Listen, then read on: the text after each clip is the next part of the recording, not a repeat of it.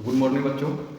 आज हम लोग वेल्डर ट्रेड का आईटीआई के वेल्डर ट्रेड का निमी बुक का 7 चैप्टर स्टार्ट करने जा रहे हैं। इसको हम लोग स्टडी करेंगे।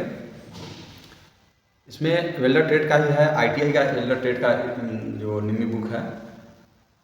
लेकिन इसी को अगर हम स्टेप बाय स्टेप पढ़ते हैं, चैप्टर बाय चैप्टर पढ़ते हैं, तो आपको रेलवे टेक्नीशियन का जो क्वेश्चन आता है उसको भी आप डील कर सकते हैं। सीटीआई जो इंट्रेंस एग्जाम में जो टेक्निकल क्वेश्चन आता है, इंट्रेंस एग्जाम में जो 75% टेक्निकल रहता है, और सीटीआई का भी एग्जाम इससे निकल जाएगा। और सीटीआई में जब चले जाते हैं उसमें जो इंटरनल एग्जाम होता है उसमें भी यही रहता है, यही वेल्डर ट्रेड को ही फॉलो किया जाता है। जो आईटीआई के जो निमी बुक है इसी को फॉलो किया जाता है। तो इसको अगर पढ़ते हैं तो वो भी आपको टिकल हो जाएगा। कहने का मतलब है कि इसको अगर सीरियस होकर पढ़ेंगे, स्टेप बाय स्टेप पढ़ेंगे, लेसन बाय लेसन पढ़ेंगे, तो आपको टेक्नीशियन के रूप में कहीं भी टेक्निकल क्वेश्चन के लिए आपको कहीं अलग जाने की ज़रूरत नहीं होगी। इसलिए आप लोग ध्यान दे करके इस जो सीरीज चल रहा है, जो लेसन चल रहा है, इस सीरीज को आप आराम से ध्यान दे करके एक एक करके नोट्स बनाइए और इसको रिवाइज करते रहिए। आपको कहीं भी कहीं टेक्निकल क्वेश्चन के लिए कहीं भटकना नहीं पड़ेगा, ये मेरी गारंटी होगी। और आगे आप लोग पढ़ें। किसी भी प्रकार का अगर डाउट होता है आप मुझे कमेंट करें, कॉल भी कर सकते हैं। नंबर आपको चल रहा है, यहाँ दिख रहा है, इस पर कॉल करें, मैं आपको सपोर्ट करने की प्रयास करूँगा। ठीक है, चलते हैं। आज हम लोग 7 चैप्टर स्टार्ट करते हैं। ओके, 7 चैप्टर में है आर्क गैस वेल्डिंग। जैसे कि आर्क एंड गैस वेल्डिंग हम लोग वेल्डर ट्रेड में क्या पढ़ते हैं, आर्क वेल्डिंग या गैस वेल्डिंग। गैस वेल्डिंग का इक्विपमेंट, क्योंकि जैसे हम ट्रेड की शुरुआत करते हैं, प्रैक्टिकल में के लिए जाते हैं, तो हमको उसकी इक्विपमेंट, टूल्स इक्विपमेंट की जानकारी होनी चाहिए। अगर वह जानकारी नहीं है तो फिर आप वहाँ पर सही से काम नहीं कर पाएंगे। इसलिए टूल्स इक्विपमेंट एंड एसेसरीज की जानकारी हमारे पास होनी चाहिए, जिससे कि आप उसको आसानी से टिकल कर सकते हैं। क्लियर?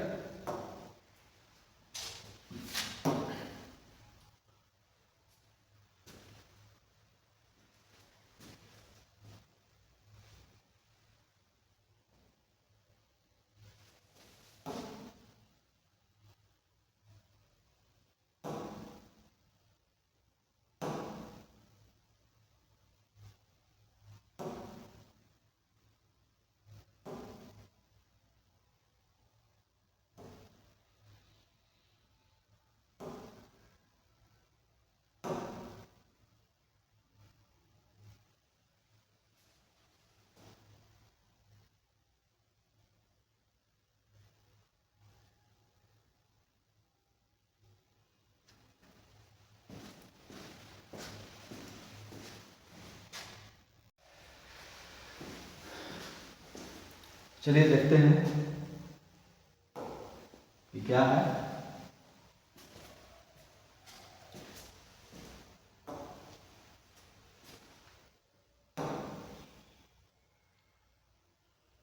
फर्स्ट जो है welding accessories, first welding accessories जो है वह आर्क वेल्डिंग एसेसरीज के बारे में हम लोग पढ़ रहे हैं। तो फर्स्ट है इलेक्ट्रोड होल्डर। क्या है? Electrode holder. तो फर्स्ट एसेसरीज जो है इलेक्ट्रोड होल्डर होगा।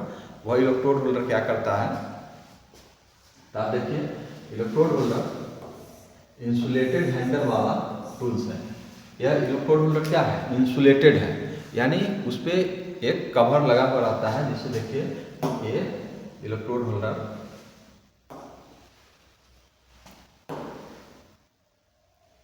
इलेक्ट्रोड होल्डर है। इलेक्ट्रोड होल्डर इंसुलेटेड वाला टूल्स है, एक इंसुलेटेड है, यानी इसको आप पकड़ते हैं तो आपको करंट नहीं लगेगा। क्लियर? तो यह इंसुलेटेड है। देखिए यहाँ पर प्लास्टिक का लगा हुआ है, यहाँ प्लास्टिक लगा हुआ है, और यहीं पर पिलास जैसे पकड़ते हैं ना, वैसे इसको पकड़ना होता है। पकड़ करके, और यहाँ पे क्या है, यहाँ पे इलेक्ट्रोड पकड़ते हैं। जैसे कि इलेक्ट्रोड होता है, इलेक्ट्रोड जो आप इस तरह का देखे हैं, इलेक्ट्रोड ये इलेक्ट्रोड होता है इस तरह का इलेक्ट्रोड होगा। और इलेक्ट्रोड में ये जो मेटल होता है, क्या मेटल है, तो मेटल जो है इस तरह का यहाँ तक मेटल होता है, एक छड़ टाइप का, छड़ डालते हैं ना, ये छड़ होता है, छड़। ठीक है? तो यह छड़ जो है यहाँ से लेके यहाँ तक पूरा एक छड़ छड़ होता है, जिससे अगरबत्ती जिसे बनता है। तो अगरबत्ती में कैसे बीच में एक लकड़ी का होता है, उसी तरह से ये मेटल का होता है छड़। और ये जो बाहर बाहर है ये आपको कोटिंग किया हुआ होता है। ये वुड है, आटा है, कुछ कुछ है, अपना जो मटेरियल हम आपको बताएंगे इलेक्ट्रोड के बारे में, तो वह आपको आ जाएगा, पता हो जाएगा क्या रहता है। तो यह कोटेड रहता है। तो इसी को ये जो छड़ है ना, तो ये इंसुलेटेड नहीं रहता है, ये तो उस पर से फ्लक्स लगा हुआ है, तो फ्लक्स लगा हुआ है तो ये इंसुलेटेड हो गया, क्लियर। लेकिन ये इंसुलेटेड नहीं रहता है, इंसुलेटेड नहीं रहता, तो यही जो है ना यहाँ पर पकड़ना पड़ता है, पकड़ते हैं, क्लियर। तो इंसुलेटेड नहीं हुआ। और जब यहाँ से मशीन में फिक्स रहता है, मशीन में ट्रांसफार्मर से वायर आता है, वायर आता है तो यह वायर के हिसाब से इसमें जो है ये इंसुलेटेड नहीं है, ये इतना दूर इंसुलेटेड नहीं रहता है, इतना दूर इंसुलेटेड नहीं रहता है, क्लियर। ये इंसुलेटेड रहता है, ये जो देख रहे हैं ये सब इंसुलेटेड रहता है, सब इंसुलेटेड रहता है, लेकिन ये इंसुलेटेड नहीं रहता। और यही इंसुलेटेड नहीं रहता तो ये जो इलेक्ट्रोड है वो इसमें लगाया जाता है, क्लियर। लगाने के बाद फिर यह एक मेटल जो है, जहाँ पर हम मेटल जिसको जॉब को हमको वेल्डिंग करना है, उस जॉब पर इसको टच कराया जाता है। टच कराने के बाद जो यहाँ से जो करंट जो जा रही थी, करंट जो इसमें सप्लाई हो रहा था, वो इसके माध्यम से इस पर टच करेगा। तो फिर क्या करेगा, वह सर्किट पूरा करेगा। तो इलेक्ट्रोड होल्डर का जो काम है वह क्या काम है, तो इलेक्ट्रोड होल्डर का काम है कि जो सर्किट जो है मशीन से जो करंट आती है, वह सर्किट को इलेक्ट्रोड होल्डर के माध्यम से, इसके थ्रू आप इलेक्ट्रोड के थ्रू आप सर्किट को पूरा करते हैं। जैसे सर्किट पूरा होगा, सर्किट पूरा होता है, यहाँ आर्क बनेगा, और आर्क बनने के बाद क्या होगा, वह हीट इनपुट होगा, हीट जनरेट होगा, और वह हीट से यह मेटल जो है पिघलेगा।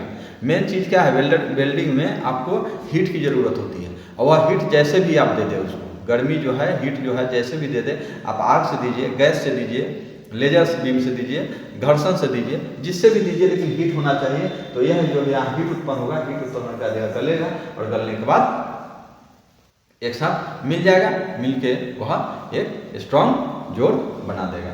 तो यह जो इलेक्ट्रोड होल्डर है, आप देख लिए इलेक्ट्रोड होल्डर का क्या काम है, इलेक्ट्रोड होल्डर कैसा होता है, तो वह इंसुलेटेड टूल्स है, इसको पकड़ने के बाद आपको करंट लगेगा नहीं, क्लियर।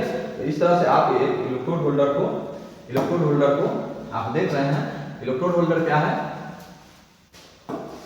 इसको आप इलेक्ट्रोड होल्डर इंसुलेटेड हैंडल वाला टूल्स है, यानी हैंडल जो है उसका इंसुलेटेड होता है, जो इलेक्ट्रोड को पकड़ने, जैसा कि हम लोग अभी देख लिए हैं, फिगर में बता दिए हैं कि हाँ इसको इलेक्ट्रोड को पकड़ना है, और वेल्डिंग करंट को सप्लाई करने के लिए यूज होता है। क्या करने के लिए यूज होता है, वेल्डिंग करंट को सप्लाई करने के लिए, जैसा कि हम लोग पहले फिगर में समझा दिए हैं। इसका डिजाइन ऐसा होता है कि इलेक्ट्रोड को आसानी से चेंज किया जा सके। जैसे कि इलेक्ट्रोड क्या होता है, जब हम वेल्डिंग कर रहे हैं तो इलेक्ट्रोड क्या होता है, वेल्डिंग करते इलेक्ट्रोड खत्म हो जाता है। इलेक्ट्रोड का जो है वहाँ उतना भाग जो होता है, ये इलेक्ट्रोड हो गया।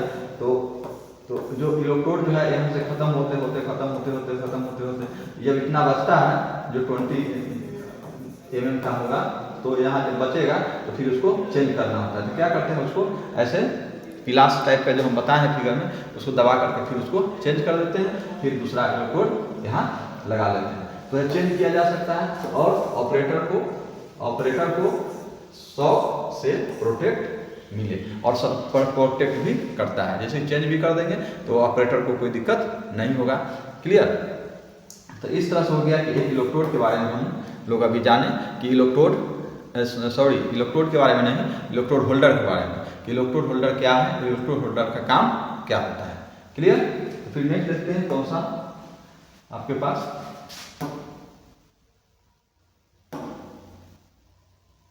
नेक्स्ट है अर्थ क्लैंप देखते हैं।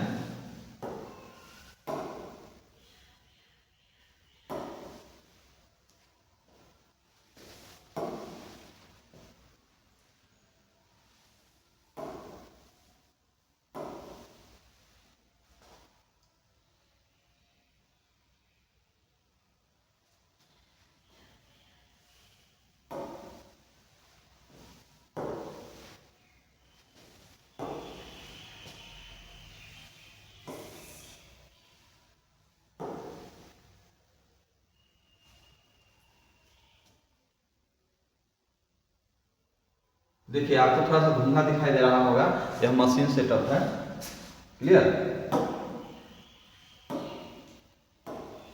मशीन सेटअप है, लेकिन समझाने के लिए है कि मशीन सेटअप है। देखिए ये मशीन हो गया, ये मशीन है, ये मशीन है। तो ये मशीन को देखिए एक वायर यहाँ आया है, ठीक है, एक वायर यहाँ आया है, देख रहे हैं ना। तो यह मशीन सेटअप है, एक वायर यहाँ आया है, एक वायर इसमें से निकला है।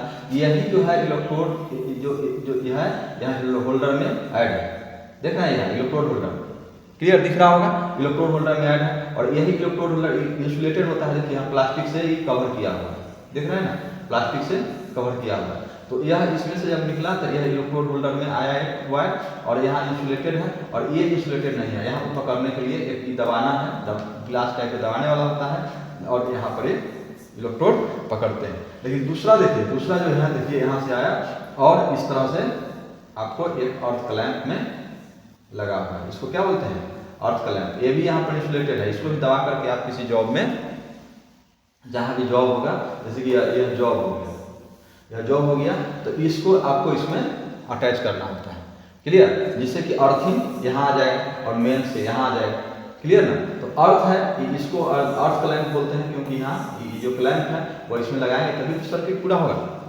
क्लियर ना। तो यह भी एक सर्किट पूरा करने का टूल्स है, जो एक सर्किट पूरा करने का जो इंसुलेटेड होता है, हैंडल जो इसका इंसुलेटेड होता है, और इस तरह से इसमें एक अटैच होगा, और मशीन के साथ यह सेटअप आपको दिखा दिया जा रहा है। ये इससे आप समझ गए होंगे कि हाँ इलेक्ट्रोड होल्डर कहाँ लगता है और अर्थ क्लैंप कहाँ लगता है, अर्थ क्लैंप का क्या काम है, ये भी एक सर्किट पूरा करता है, ये भी एक सर्किट ही पूरा करता है, क्लियर।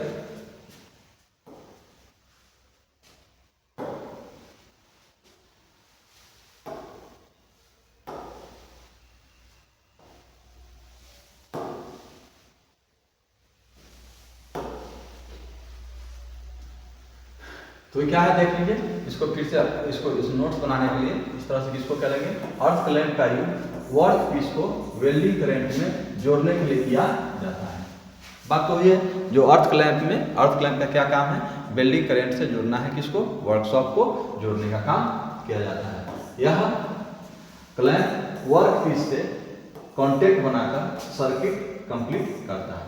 क्या करता है, सर्किट कंप्लीट करता है, किससे, वर्क पीस। वर्क पीस किसको बोलते हैं, जिसको हम लोग काम करते हैं, जिसको हम वेल्डिंग करना है, या तो वेल्डिंग करना है, यानी कि टेबल, एक वेल्डिंग टेबल होता है, इस टेबल पर हम किसी जॉब को रख करके वेल्डिंग करते हैं, तो हम क्या करते हैं, उसको कनेक्ट कर देते हैं टेबल में, और टेबल के साथ वह जॉब जो है टेबल पर रखते हैं तो कनेक्ट हो गया, क्लियर ना। तो वह क्या बोलता है, क्या होता है कि सर्किट को कंप्लीट करता है, जिससे करंट का प्रॉपर फ्लो हो सकता है। यही है, आप देख रहे होंगे कि इस तरह का हम फिगर में भी दिखाए थे कि इस तरह से ये तो इंसुलेटेड नहीं है, ये इंसुलेटेड नहीं है, ये इंसुलेटेड भी आता है, इंसुलेटेड नहीं है। इसको मशीन ऑन करने से पहले इसको दबा करके उसमें दबा देना होता है, अटैच कर देना होता है, क्लियर। क्योंकि अब इसको तो फिर बार बार करना नहीं पड़ता है, इसलिए इंसुलेटेड कभी इंसुलेटेड रहता है, कभी इंसुलेटेड नहीं रहता है, क्योंकि इससे कोई ज़रूरत ही नहीं है, एक बार लगा दिए बात खत्म हो गई।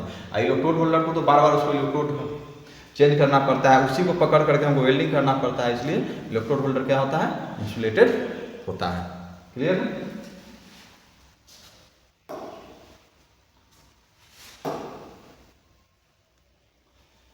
नेक्स्ट है वर्क केबल अटैचमेंट। वही वर्क केबल जो अटैचमेंट है वही है जो अर्थ क्लैंप है, अर्थ क्लैंप है वही वर्क केबल अटैचमेंट होगा, क्लियर। उसी को बोलते हैं वर्क केबल अटैचमेंट। दो टाइप के होते हैं, यह कितने टाइप के होते हैं, जो हम बताए थे अर्थ क्लैंप, वर्क केबल अटैचमेंट, यानी वर्क को केबल के साथ अटैच करने वाला। जैसे केबल आ गया, जिससे हम लोग बताए थे ना कि मशीन से एक केबल निकला है, दो केबल निकला, तो मशीन से भी निकला, मशीन से जो निकला एक केबल, तो ये केबल हो गया, इसको बोलते हैं, क्या बोलते हैं, केबल। इसको क्या बोलते हैं, केबल, क्लियर, केबल। और वर्क के साथ अटैच करना, वर्क किसको बोलते हैं, जिसमें हम काम कर रहे हैं, जिसको वेल्डिंग कर रहे हैं, तो काम कर रहे हैं, तो इसी को केबल को जहाँ अटैच करने वाला होगा, जो इंस्ट्रूमेंट जो अटैच करेगा उसी को तो बोलेंगे वर्क केबल अटैचमेंट। तो वर्क केबल अटैचमेंट को क्या अभी हम लोग देखे हैं कि अर्थ क्लैंप, क्या बोले हैं, अर्थ क्लैंप। तो वही अर्थ क्लैंप को ही वर्क केबल अटैचमेंट कहा जाता है, क्लियर होगा, समझ गए होंगे। यहाँ क्या हुआ, यह दो प्रकार का होता है, ठीक है, दो प्रकार के होते हैं, स्क्रू क्लैंप और स्प्रिंग लोडेड। पहले जो हम लोग देखे थे वो स्प्रिंग लगा हुआ था, आप देखे होंगे कि इसमें देखिए स्प्रिंग लगा हुआ है, क्लियर। तो ये स्प्रिंग वाला है, ये स्प्रिंग वाला दिख रहा है ना। तो पहला टाइप का हम लोग देख लिए वो स्प्रिंग लोडेड हो गया, और दूसरा जो है दो जो आपको वर्क केवल, पहले इसका हम ये देख लेते हैं, फिर फिगर देखते हैं। अटैच जो ये दो प्रकार के होते हैं, स्क्रू टाइप के और स्प्रिंग लोडेड। जो स्क्रू वाला, इसमें स्प्रिंग वाला तो आप देखिए भी हैं, दिखाई दिए हैं कि हाँ स्प्रिंग वाला कौन सा है और इसका क्या है, बट स्क्रू वाला भी दिखा देते हैं थोड़ा देर में। क्लैंप, इसका यूज केबल को फॉर्मली वर्कपीस से अटैच करने के लिए होता है। समझ गए कि क्या काम है। आपको अगर कोई पूछ दे, वर्कशॉप में गए कि हाँ इसका क्या नाम है, तो इसका नाम अर्थ क्लैंप होगा, क्लियर, या वर्कपीस अटैचमेंट होगा। और काम क्या है, तो काम आपको इतने अच्छे से समझा दिया गया है, आप समझ गए होंगे कि हाँ क्या काम है। तो काम इसको देख लीजिए, यूज है केबल को, केबल जो आता है उस केबल को वर्कपीस से, फॉर्मली वर्कपीस से अटैच करना है। फॉर्मली यानी पूरा टाइट से उसको वर्कपीस को अटैच करना, इसका काम हो जाएगा, क्लियर।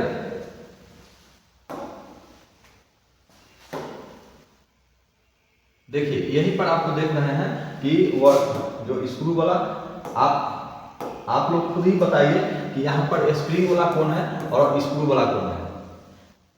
केवल जो है आप देख रहे हैं, तो इसमें स्प्रिंग वाला आप ध्यान दिए होंगे, अगर इसके पहले जो हम बताए हैं उस पर ध्यान गया होगा, तो यह स्प्रिंग वाला यहाँ है, क्लियर। स्प्रिंग वाला अटैचमेंट इसको बोलते हैं, या अर्थ क्लैंप इसको बोलते हैं, और स्क्रू वाला इसको बोलते हैं। इसको क्या करना है कि इसमें जो वर्क पीस होता है, जैसे कि हमको कोई वेल्डिंग करना है, या टेबल है, टेबल में इसको नीचे से ऊपर से लगा करके इसको स्क्रू से टाइट कर देंगे और यह टाइटली अटैच, फैमिली अटैच हो जाएगा, क्लियर ना। तो इस तरह से हम लोग क्या देख रहे हैं कि दो तरह के अर्थ क्लैंप होते हैं, वर्क केबल अटैचमेंट होते हैं, जिसको आपको समझना है कि हाँ देखना है, पहचानना है कि हाँ इसमें इसका क्या काम है, काम क्या है वो भी जानना है, और इसका नाम क्या है वो भी देखना है, क्लियर।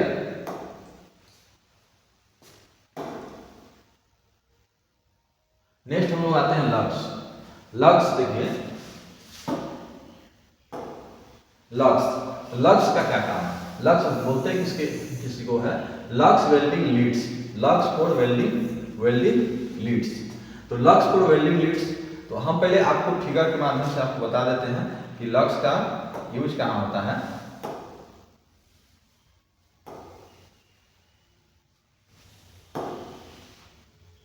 देखिए जब यह मशीन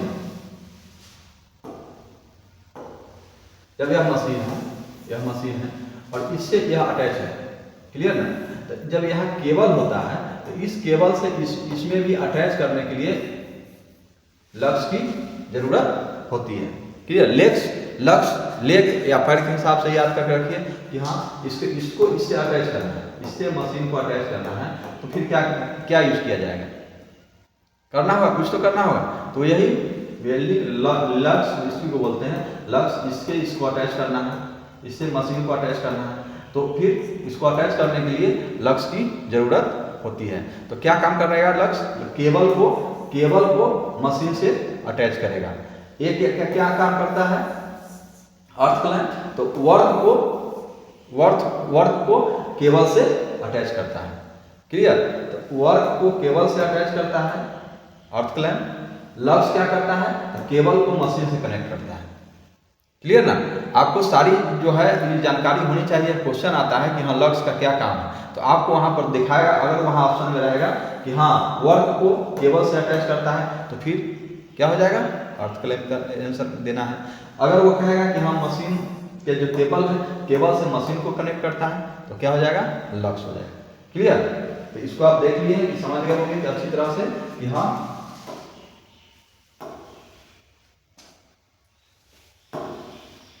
देखिए।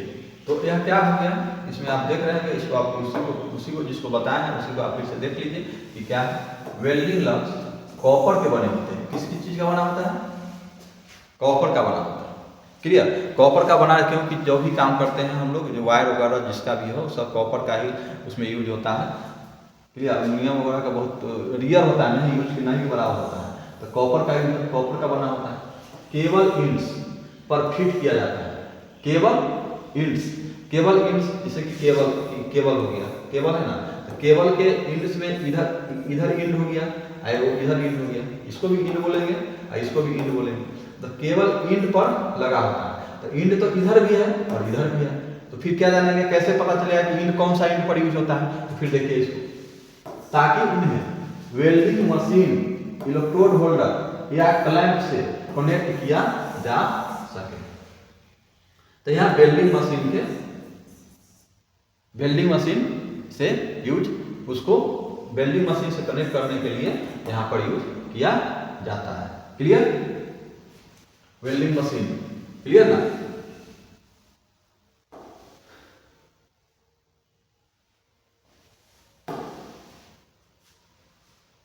चलिए अब हम लोग देखते हैं कि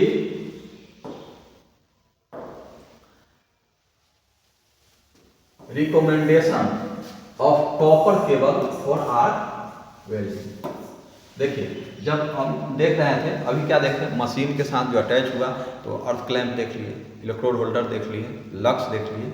अब जो केबल है जिसकी बात हम कर रहे थे बार बार कि केबल जो मशीन से, ये मशीन हो गया, मशीन से दो केबल निकलती है, ठीक है, दो केबल लेकर के तभी तो हम दूर तक जाएंगे वहाँ पर वेल्डिंग करने के लिए। इसमें इलेक्ट्रोड रहेगा, इसमें अर्थ क्लैंप रहेगा, ठीक है। तो जब यहाँ से ये केबल आया, ठीक है, ये केबल कौन सा? केबल यानी तार जिसको बोलते हैं, जिसको मोटा मोटी बोलिए कि तार है, तो तार तो पतला वाला को बोलते हैं, लेकिन केबल है मोटा है, इससे नहीं केबल बिछता है, कहते हैं हम लोग कि इलेक्ट्रिक अथी का टेलीफोन का केबल बिछ रहा है, कुछ ऐसा। तो केबल जो मोटा होता है तो वह केबल है। वह केबल कैसा है? तो केबल जो है, वह जो तार है, वेल्डिंग केबल जो है, वह वेल्डिंग केबल का यह फिगर है, वेल्डिंग केबल का फिगर है। इसको देखिए कि इसमें कई परत से बना होता है। देखिए एक अंदर में ये मोटा तार रहता है, ठीक है, मोटा वाला। अब मोटे वाला को फिर एक अलग बना करके बंच बना करके, देखिए मोटा तार को एक साथ बंच बना करके, कितना बंच किया हुआ है, 1 2 3 4 5 6 7, तो 7 8 9 10 अपने कैपेसिटी के हिसाब से उसमें मोटा एक तार को एक साथ लगा करके फिर एक साथ बंच बना दिया जाता है। एक साथ बंच बना करके उस पर कवर किया जाता है, फिर उस पर बाद कवर, फिर उसके बाद कवर, क्योंकि वह कटे फटे नहीं, आसानी से वह उसका बैंड ना हो जाए। तो इस तरह से इसको इस सिस्टम से बनाया जाता है, जिससे कि आप का जो इलेक्ट्रोड का जो करंट है वह आसानी से पहुंच सके और उस पर काम हो सके। तो देखिए क्या है इसमें कि यह welding cable thick ribbed rubber covering के साथ आती है, यानी रिब्ड थिक माने मोटा, माने यह जो है रबर आपको घिसने के बाद कटेगा नहीं। क्लियर? तो इस तरह से इसमें कवरिंग किया जाता है, केबल जो है रबर से कवरिंग किया जाता है, और जो केबल को mechanical damage, heat, electrical hazard से प्रोटेक्ट करती है। यानी यह क्या काम करती है, जो रबर से जो यह जो देख रहे हैं, ये जो रबर लगा हुआ है, यह केबल को क्या करता है, मैकेनिकल डैमेज, जैसे कि कभी कट रहा है, चाहे कोई कुछ ऊपर चला गया, गाड़ी भी चल गया, ठीक है, ट्रॉली वगैरह चला दिए, तब पर भी वह डैमेज नहीं होने देगा। हीट है, अगर ज़्यादा हीट हुआ, जैसे देख रहे हैं जब हम लोग इलेक्ट्रिक का तार घर में जोड़ते हैं, तो कभी कभी देखते हैं कि अगर ज़्यादा देर तक उसमें इलेक्ट्रिक चला गया तो वह गर्म हो जाता है, हीट हो जाता है। हीट होने के बाद वह खुद ही लमरने लगता है। लेकिन इसमें ऐसा नहीं होता, इसमें हीट से भी हीट को भी कंट्रोल इसको ये सब करता है। इलेक्ट्रिकल जो कुछ भी शॉर्ट सर्किट हो गया, कुछ ऐसा हो गया, तो यहाँ जलने लगेगा, कभी कभी देखते हैं तार जलने लगता है, तो वैसा भी नहीं होगा, वैसा ही तार नहीं है जिससे कि यहाँ जलने लगे। तो इस तरह का इसमें बनाया जाता है जिससे कि इसको प्रोटेक्ट करे। केबल की डायरेक्ट जो एक टेबल बनाया गया है, नेक्स्ट स्लाइड में लोग देखेंगे। यह टेबल में केबल डायामीटर केबल लेंथ के अनुसार करंट कैपेसिटी दी गई है। इसमें जो है, इसको आप देख रहे होंगे, इसमें जो है इसका एक कैपेसिटी होता है, कितना मोटा कितना पतला, कौन सा तार हम कौन सा केबल मशीन में लगाएंगे, इसकी कैपेसिटी होती है। तो वह कैपेसिटी जो है केबल के डायामीटर कितना मोटा होगा, क्लियर, कितना मोटा होगा, इसमें जैसे 7 हम काउंट किए हैं, तो इसमें 8 होगा कि 5 होगा कि 4 होगा कि 2 होगा। तो केबल के डायामीटर जो है, डायामीटर कितना कितना होगा, जो केबल है, जो अंदर दिख रहा है, ये जो केबल है, तार है, वह तार कितना कितना होगा, कैसा होगा। तो इसकी डायामीटर जो है, डायामीटर केबल के लेंथ के अनुसार, यानी जितना लंबा आप इसको वेल्डिंग करने के लिए आप यूज कीजिएगा कि हाँ ज़्यादा लंबा हमको चाहिए, तो उस हिसाब से उसका डायमीटर सेट होगा। करंट कितना चाहिए, कैपेसिटी करंट 100 चाहिए एम्पियर या 150 चाहिए, 200 चाहिए, 400 चाहिए, तो उस हिसाब से भी इसका डायमीटर बढ़ेगा घटेगा, जिससे कि केबल सिलेक्शन किया जा सके और ओवर हीटिंग से बचा जा सके। अगर हम पतला लगा देंगे तो ओवर हीट हो जाएगा। तो इस तरह से उसको एक डायमीटर होता है, एक सिस्टम होता है, ठीक है, उसके आधार पर ही इसको सेट किया जाता है। तो देखते हैं हम लोग, इसको स्क्रीनशॉट लेके अपना नोट्स बनाइएगा, फिगर भी आप अपने नोट्स में बना लीजिएगा। देखिए यही है केबल, केबल का पैरामीटर ये किस किस के क्या होता है। देखिए ये केबल का डायमीटर जैसे 24 mm का, 21 mm, 19 mm, 18 mm, 16.5, 15.5, 14.5, 13.5। तो ये हो गया आपको डायामीटर, क्लियर। मैंने कितना डाया रहेगा, तार का डाया कितना, केबल का डाया कितना रहेगा। अब देखिए कि इसको करंट कितना चाहिए, करंट कितना चाहिए। अगर 624 डायमीटर का है, अगर आपको चाहिए 600 एम्पियर, क्लियर, तो लंबाई 15 मीटर रखिएगा, 15 मीटर लंबाई रहेगा, क्लियर। वही अगर आपको चाहिए 400 एम्पियर, तो 75 मीटर तक की लंबाई आप इसको ले जा सकते हैं। 400 एम्पियर को अगर चाहिए तो 75 मीटर तक वह चला जाएगा, और डाया कितना रहेगा, 24। अगर मान के चलिए आपका डाया है 13.5 और आप चले जाएंगे 400 एम्पियर ले लीजिएगा, तो 400 एम्पियर में क्या होगा, वह हीट हो जाएगा। 13.5 का जो डाया अगर लेते हैं और 400 एम्पियर अगर करंट लेते हैं, तो करंट 400 एम्पियर लेने के बाद आपका वह ज़्यादा हीट हो जाएगा, वह डैमेज हो जाएगा। इसलिए 13 के लिए अगर 125 एम्पियर लेते हैं तो 15 मीटर में काम चल जाएगा। अगर आप वेल्डिंग करते हैं 125 का ही वेल्डिंग करते हैं, 125 एम्पियर में ही वेल्डिंग करते हैं या 200 में करते हैं, अगर तो जिस तरह से आप वेल्डिंग करते हैं, अगर मान के चलिए आपको 300 एम्पियर का ज़रूरत होता है वेल्डिंग में, तो 300 एम्पियर में आपको देखना है कि मशीन कहाँ रखेंगे या लंबाई कहाँ, वेल्डिंग कहाँ करना है। तो उस हिसाब से अगर 300 एम्पियर चाहिए, तो 300 एम्पियर के लिए अगर आपको 30 से 70 मीटर जाना है, 30 से 70 मीटर जाना है, तो 300 एम्पियर लेकर के आपको कितना करना पड़ेगा, आपको 19 डायमीटर को वायर का यूज करना होगा। क्योंकि जैसे 30 से आपको 75 ले जाना है, हमको चाहिए 300 एम्पियर, ठीक है, 300 एम्पियर चाहिए। तो अब आप जब इसमें सोच के बताइए कि हमको 300 एम्पियर चाहिए, तो कितनी डायामीटर का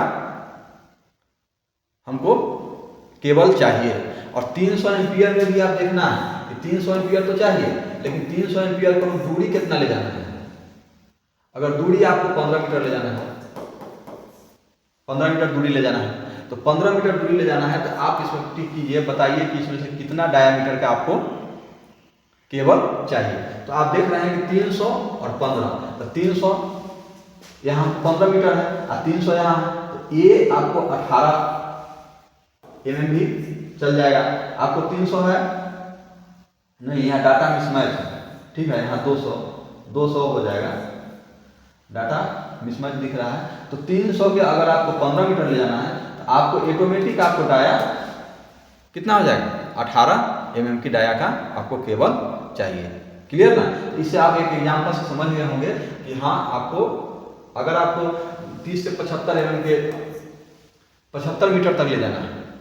तो 75 मीटर तक ले जाना है 300 के लिए। तो 300 के लिए आपको कौन सा 19 या 21, 19 या 21 जो है mm का डायमीटर का आपको केबल जरूरत पड़ेगा। तो इस तरह से आपको केबल के बारे में जब भी आप इसको कनेक्ट करें याद भी कर लेना है, दो चार डाटा जो है इसमें याद भी कर लेना है कि हाँ हमको कितना एम्पियर के लिए कितना mm का केबल चाहिए। तो यह रहा आप जो आर्क वेल्डिंग के एसोसीरीज है। नेक्स्ट क्लास में हम आपको, यह वीडियो लंबा हो जाएगा इसलिए नेक्स्ट क्लास में आपको ऑक्सी एसिक्लिन वेल्डिंग के एसोसीरीज के बारे में बताएंगे और उसको फिर समझ। जब तक आपको इसको इस पर नोट्स बना लीजिएगा और इसको रिवाइज करिएगा। आपको बहुत आगे चल के इसको जब वर्कशॉप में जाइएगा, जब प्रैक्टिकल कीजिएगा तो उसमें बहुत अच्छी आपको बहुत ज़्यादा फायदा होगा। ठीक है, ओके, ठीक है, ओके, थैंक यू, बाय।